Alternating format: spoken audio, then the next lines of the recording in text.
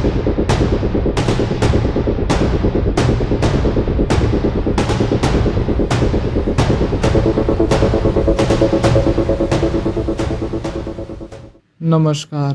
आपका दुनिया एक्सप्लेन में स्वागत है।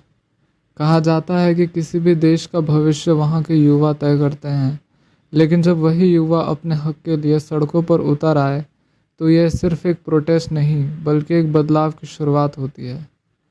हाल ही में हुए स्टूडेंट प्रोटेस्ट ने एक बार फिर से सिस्टम को हिलाकर रख दिया है। क्या इनकी डिमांड्स जायज़ हैं? क्या सिस्टम इनकी आवाज़ सुन रहा है? क्या ये प्रोटेस्ट जेन्युइन भी है या फिर कोई एंटी नेशनल एजेंडा है? आइए समझते हैं इसको डिटेल में, तो एंड तक बने रहिएगा। सबसे पहले तो ये समझना होगा कि बच्चों में इतना फ्रस्ट्रेशन आया कैसे, कि देश भर में इतने बड़े लेवल पे प्रोटेस्ट हो गए। ये सिर्फ 20 जुलाई की बात नहीं है, बहुत सालों से फ्रस्ट्रेशन बच्चों में है।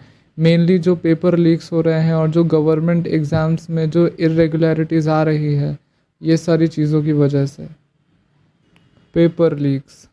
इंडियन एक्सप्रेस की इन्वेस्टिगेशन के मुताबिक पिछले 5 साल में कम से कम 16 राज्यों में 48 पेपर लीक हुए हैं, जिनमें 1.5 करोड़ स्टूडेंट्स इससे अफेक्ट हुए हैं। और ऐसा भी नहीं है कि सिर्फ छोटे मोटे एग्ज़ाम्स हैं, बहुत बड़े बड़े एग्ज़ाम्स, जैसे कि AIPMT 2015 का एग्ज़ाम हो, चाहे SSC CGL हो, यूपी टेट 2021 है, 2022 में BPSC एग्ज़ाम पेपर लीक, 2028 का CBSE क्लास 12 का इकोनॉमिक्स पेपर लीक, मैथमेटिक्स का पेपर लीक, 2021 में जो राजस्थान में रीट हुआ था उसका पेपर लीक, 2024 में नीट UG का paper leak, UGC NET 2024, 2026 NEET paper irregularities और पेपर लीक्स। इतने बड़े बड़े एग्ज़ाम्स में पेपर लीक्स होना बहुत ही ज़्यादा कंसर्निंग है। 2015 के बाद से 50 केसेस हैं major government exam paper leaks के, जो कि डॉक्यूमेंटेड हैं। तो इन सब से स्टूडेंट्स ऑलरेडी काफ़ी परेशान थे। और फिर 15 मई 2026 को chief justice of India supreme court के जज सूर्यकांत के द्वारा एक स्टेटमेंट आता है, क्या कि unemployed youths are cockroaches, they are parasites. अभी जो स्टेटमेंट था ये सुप्रीम कोर्ट के जज भारत के चीफ जस्टिस ऑफ इंडिया के द्वारा दिया गया है, और ऐसे देश में दिया गया है जहाँ पर जो युवा की जो पॉपुलेशन है वो 60% तक है। हमारा भारत देश युवा देश है। Where youngsters like cockroaches, they don't get any employment, they don't have any place in profession. Some of them become media, some of them become social media, some of them become RTI activists. There are already parasites in society. अब इस remark के बाद अभिजीत दिपके, जो कि recently graduate हुए हैं Boston university से, उन्होंने पोस्ट किया है ट्विटर पे कि what if all the cockroaches come together. और ये पोस्ट बहुत वायरल हुई, इतनी कि अभिजीत दिपके ने इंस्टाग्राम पर CJP यानी कॉकरोच जनता पार्टी का पेज बनाया और उस पर 2 करोड़ लोग जुड़ गए। मैं बता दूं कि इतने लोग तो बहुत सारी पार्टीज़ और रूलिंग पार्टी के पेज पर भी नहीं हैं। ये सब होने के बाद छोटी मोटी गैदरिंग जो युवाओं की होने लगी थी अलग अलग शहरों में, फिर अभिजीत दिपके ने अनाउंस किया कि अब प्रोटेस्ट सिर्फ इंटरनेट तक सीमित नहीं रहेगा। मैंने डिसाइड किया है मैं 6 जून सैटरडे सुबह दिल्ली आऊंगा। आप सब मुझे एयरपोर्ट पर मिलिए, हम सब मिलकर पुलिस स्टेशन जाएंगे और वहां पर जंतर मंतर पर एक पीसफुल प्रोटेस्ट करने के लिए परमिशन मांग। जून की शुरुआत में अभिजीत इंडिया आए और 20 जून को CJP ऑफिशियली अपना जो राउंड द क्लॉक सिट है, प्रोटेस्ट है जंतर मंतर पे, वो शुरू कर देती है। और 28 जून को सोनम वांगचुक सर इस प्रोटेस्ट को ज्वाइन कर लेते हैं। देखिए, सोनम सर से पहले कोई भी इस प्रोटेस्ट पर ध्यान नहीं दे रहा था, पर जब क्रेडिबल पर्सन जैसे सोनम वांगचुक सर जब जुड़े और उन्होंने हंगर स्ट्राइक शुरू की, तब इस प्रोटेस्ट पर ऑल ओवर इंडिया का अटेंशन गया। और जो डिमांड थी अब तक, वो मेनली एजुकेशन रिलेटेड थी, जैसे कि जो गवर्नमेंट एग्ज़ाम्स है वो फेयरली कंडक्ट हों, जो नीट एग्ज़ाम्स में जो पेपर लीक्स हुए हैं और उसमें जो बच्चों ने सुसाइड कर लिया है उन बच्चों को मुआवजा मिले 1 करोड़ का, और एजुकेशन मिनिस्टर धर्मेंद्र प्रधान को रिजिग्नेशन चाहिए, है ना, उनको रिज़ाइन करना है। पर जैसे जैसे प्रोटेस्ट आगे बढ़ा, और भी पता नहीं बहुत सारे पार्टीज़ के लोग और दूसरे एजेंडा के लोग भी इस प्रोटेस्ट में जुड़ गए, तब जो टॉपिक्स हैं जैसे फ्रीडम ऑफ स्पीच, डेमोक्रेसी और पता नहीं कौन कौन से टॉपिक्स भी इस प्रोटेस्ट का मुद्दा बन गए। और कुछ तो एंटी नेशनल स्लोगन्स भी लगा रहे थे, जो कि बिल्कुल भी गलत है। 18 जुलाई को पुलिस फोर्सफुली वांगचुक सर को जंतर मंतर से उठा लेती है और उनको हॉस्पिटल में एडमिट करवा देती है।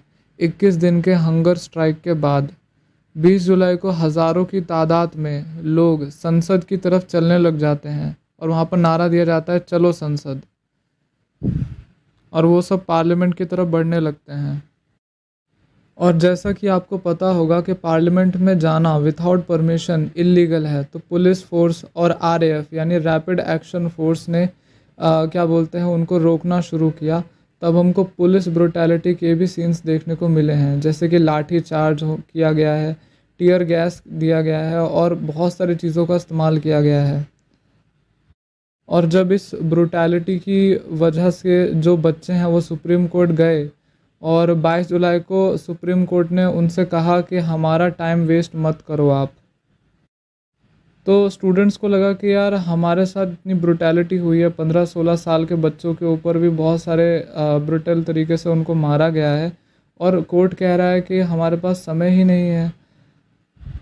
तो आप समझ सकते हो कि जो एसी रूम्स में जजेस बैठकर फैसला लेते हैं उनको इस देश के युवा का स्ट्रगल और सफरिंग रियल लाइफ में कितना ही समझ आता होगा। वैसे प्रोटेस्ट कंटिन्यू रहा और finally education minister Dharmendra Pradhan resign कर दिए 25 जुलाई को 2026 में। और गवर्नमेंट ने अनाउंस किया कि एग्ज़ामिनेशन रिफॉर्म्स होंगे 27 जुलाई को। ये अनाउंसमेंट 27 जुलाई को हुई। वैसे रिफॉर्म्स कितना सक्सेसफुल रहेंगे ये तो फ्यूचर ही बताएगा।